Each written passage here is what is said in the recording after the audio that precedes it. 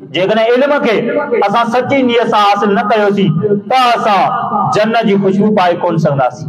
मोहतरम तलबा किराम, तव्हांखे हिकु वॾे अहदे ते फाइज़ थियणो आहे। उहो अहदो सदाकत जो आहे, उहो अहदो शराफत जो आहे, उहो अहदो शुजाअत जो आहे। सबक पर सदाकत का, शुजाअत का, शराफत का, अदालत का लिया जाएगा तुझसे काम दुनिया की इमामत का। बुरा वो है जिसकी नीयत बुरी।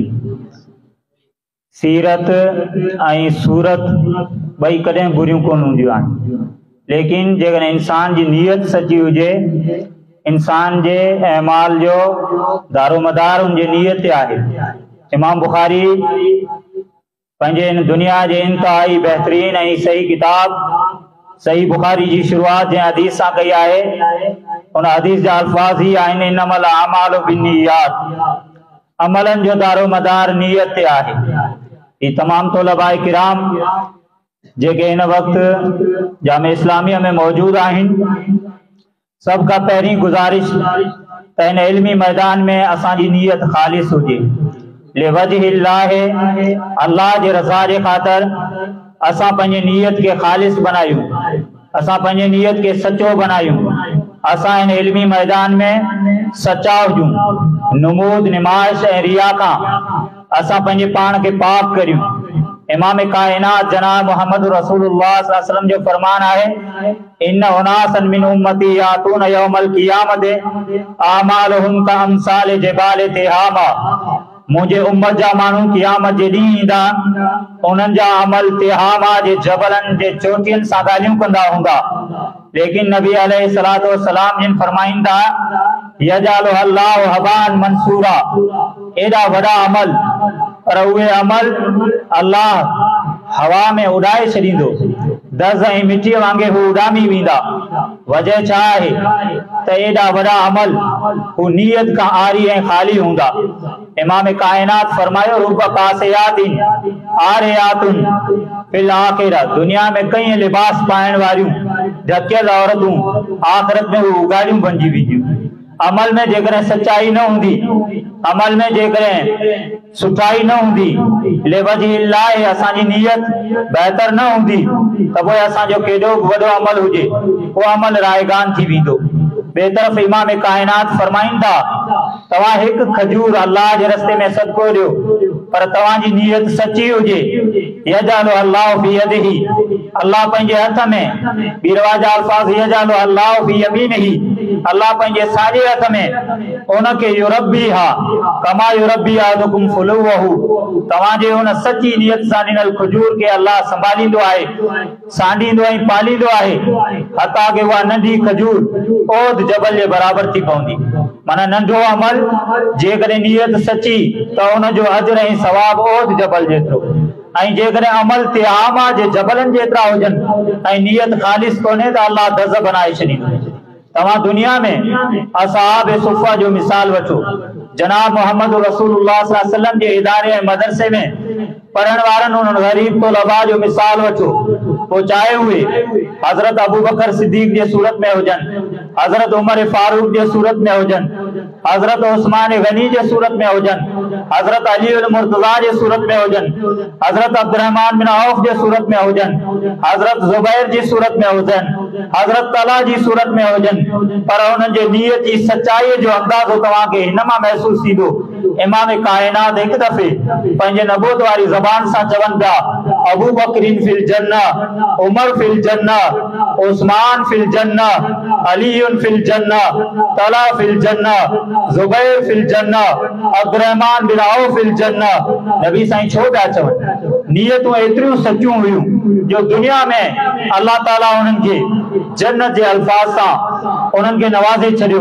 नबी साईं नबूवत वारी ज़बान सां चई विया, अबू बकर जन्नत में आहे, उमर जन्नत में आहे, उस्मान जन्नत में आहे, अली मुर्तज़ा जन्नत में आहे, सईद साहब बिन ज़ैद जेको आहे उहो जन्नत में आहे, ऐं अब्दुर्रहमान बिन औफ जन्नत में आहे, तला जन्नत में आहे, ज़ुबैर जन्नत में आहे। नाला वठी नबी साईं फरमाइनि पिया, नीयत जी सच्चाई एतिरी। ॿिए तरफ़ तव्हां हज़रत साद बिन मुआज़ रज़ी अल्लाह ताला अन्हु जो नालो ॿुधो हूंदो, अल्लाह जे रसूल जो सहाबी आहे। मदरसे में अचण वारा तुलबा 8 साल ऐं 10 साल ताईं मदरसे में हूंदा आहिनि, पर साद बिन मुआज़ जे ज़िंदगी जा फ़क़त 4 साल इमाम कायनात जनाब मोहम्मद रसूलुल्लाह सां गॾु गुज़रिया। नियत जे सचाई खे तव्हांखे ॾिसणो हुजे, जंहिंजी वफ़ात थी 4 साल जी ज़िंदगी नबी साईं सां गॾु रहिया। नबी साईं फरमाइनि पिया, इन हाज़ा अब्दुन तहर्रकत लहुल अर्श, ही अल्लाह जो बानू उहो आहे जंहिंजे वफ़ात ते अल्लाह जो अर्श अज़ीम हरकत में अची वियो। वशहिद लहू सबून अल्फ मिनल मलाइका, 70,000 फरिश्ता आसमान ता आया, हिनजे निमाज़ जनाज़ा में शरीक थिया। नबी साईं के बुधायो वियो, अल्लाह जा रसूल साद बिन मुआज़ जी वालदा पंहिंजे इन पुट जे वफ़ात ते इंतहाई रंजीदा आहे ऐं उनजे अखियुनि में लुड़क आहिनि। अल्लाह जे रसूल सहाबा के चयो त साद बिन मुआज़ जी मां खे तव्हां वञी बशारत ॾियो, इन अव्वल मन यज़ाकल्लाहु इलैहि यौमल क़ियामह साद, सब खां पहिरियां क़ियामत जी ॾींहुं रब्बुल आलमीन जे माण्हू खे ॾिसी मुस्कुराए वठंदो, उहो तुंहिंजो पुटु साद हूंदो।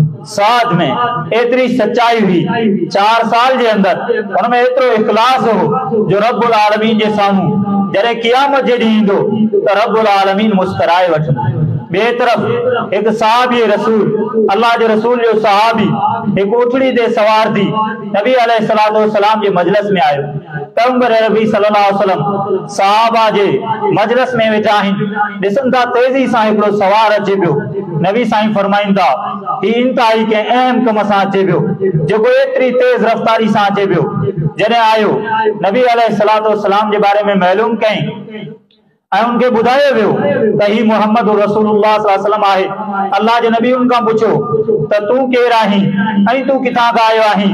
ही जवाब ॾे थो त अल्लाह जे रसूल अरबी आहियां, बदवी शख़्स आहियां, जे तो मिन अहली व माली व अशीरती, आउं पंहिंजे घर वारा छॾे आयसि, पंहिंजी मिल्कियत ऐं तिजारत खे छॾे आयसि, पंहिंजे खानदान ऐं कबीले खे छॾे आयसि। दुल्लनी अला अमली इज़ा अमिलतहु दख़लतु जन्नह, हिकिड़ो अमल ॿुधायो, वो अमल करे आउं जन्नत में वञा। नबी अलैहिस्सलातु वस्सलाम उनके समझायो, अंत शहद अल्लाह इलाहा इल्लल्लाह व अन्न मुहम्मद रसूलुल्लाह, तू गवाही दे त अल्लाह खां अलावा कोई इबादत जो लाइक कोन्हे, जनाब मोहम्मद अल्लाह जो रसूल आहे। तो कीम सलातल मक्तूबा, फर्जी नमाज के अदा कर, तो दे ज़कातल मफरूज़ा, फर्जी ज़कात के अदा कर, बैतुल्लाह जो हज कर, रमजानुल मुबारक जा रोजा रख, इहो अमल कर, तू जन्नत में वञे। इहो अरबी जल्दी जल्दी वापस वञण जे लाइ तैयारी करे पियो। इमाम कायनात फरमाईंदा, तू आराम कर, कुछ देर इत्मीनान सां वेह। ही सहाबी रसूल चवे थो, अल्लाह जा रसूल, आउं पंहिंजे कबीले वारनि खे छॾे आयसि, हो गैर मुस्लिम आहिनि, आउं सम्झां थो त इहा तौहीद जी दावत उन्हनि ताईं पहुचायां। नियत में एतिरी सच्चाई आहे जो तेज़ रफ़्तारी सां उतां निकिरे थो। अञा थोरो अॻिते वधियो, हुनजे उथड़ी जो पेर कंहिं ज़मीन जे अंदर अची करे फासी वञे थो ऐं हीअ उथड़ी था किरी शहीद थी वञे थो। इमाम कायनात पंहिंजे सहाबा खे चवनि था त इन सहाबी खे तव्हां आणियो। जॾहिं उनखे आंदो वियो, नबी अलैहिस्सलाम पंहिंजो चेहरे अनवर उनजे क़रीब कंदा ऐं वरी फौरन चेहरो हटाए छॾींदा। सहाबा वजह पुछंदा, अल्लाह जा रसूल छा वजह आहे तव्हां एतिरी मोहब्बत मां पंहिंजो चेहरे अनवर जे क़रीब कयो, फौरन तव्हां पंहिंजो चेहरो हटाए वरितो? नबी साईं फरमायो, इन्नी रअयतुल मलाइका यदुस्सून फी फीहि मिन सिमारिल जन्नत, मूं अल्लाह जा फरिश्ता ॾिठा, हिन जे मुंहं में जन्नत जा मेवा विझनि पिया। एतिरो तेज़ रफ़्तारी सां अचण वारो अमल ॿुधी करे वरी वापसि उन ते अमल जे लाइ एतिरी तेज़ी करण वारो मूं अल्लाह जे फरिश्तनि खे ॾिठो त अल्लाह जा फरिश्ता जन्नत जा मेवा हिन जे मुंहं में विझनि पिया। तॾहिं मूं सम्झी वरितो, इन्नहु कान जायन, कई मुंहिंजो सहाबी बुखियो हो, उञो हो, अञा हिन पंहिंजी बुख बि ख़त्म कोन कई हुई, उञ बि ख़त्म कोन कई हुई। ही तौहीद जो दाई, ही सुन्नत जो दाई एतिरो तेज़ी सां वञी पंहिंजे क़ौम वारनि खे हिन सम्झाइण चाहियो। मोहतरम तलबा किराम, असांजी नियत ख़ालिस हुजे, असांजी नियत ले वजह अल्लाह हुजे, वरना इल्म का अफजल भी का शइ कोन्हे, पर इल्म जहिड़ी शइ जे अंदर बि जेकॾहिं असांजी नियत ख़ालिस कोन हूंदी, असां जन्नत में वञी कोन सघंदासीं। हदीस आहे, मन तअल्लमल इल्म मिम्मा युब्तगा बिही वजहुल्लाह, जेको माण्हू इल्म खे सिखे, जंहिं इल्म जे ज़रिए सां अल्लाह जी रज़ा खे हासिल थिए, ला यतअल्लमुहु इल्ला लियुसीब बिही अरज़ मिन अरज़ दुनिया। ही इल्म के इनला सिखे बियो त दुनिया जी कुछ शय हासिल करे वठे। लम यजिद अरफल जन्नत यौमल क़ियामत। ही क़ियामत जी जन्नत जे खुशबू के पाए कोन सघंदो, यानी रिया यानी जन्नत जी खुशबू के कोन पाए सघंदो। हालांकि जन्नत जी खुशबू 40 साल जॾहिं माण्हू जन्नत खां परे हूंदो तॾहिं बि जन्नत जी खुशबू ईंदी। जेकॾहिं इल्म के असां सची नीयत सां हासिल न कयोसीं त असां जन्नत जी खुशबू पाए कोन सघंदासीं। मोहतरम तलबाए किराम, तव्हां के एक वॾे अहदे ते फाइज़ थियणो आहे। वो अहदो सदाकत जो आहे, वो अहदो शराफत जो आहे, वो अहदो शुजाअत जो आहे। सबक पर सदाकत का, शुजाअत का, शराफत का, अदालत का लिया जाएगा तुझसे काम दुनिया की इमामत का। अल्लाह रब्बुल आलमीन का दुआ है अल्लाह अमल जी तौफीक अता फरमाए। व आखिर दवाना इन्नल हम्दुलिल्लाहि रब्बिल आलमीन।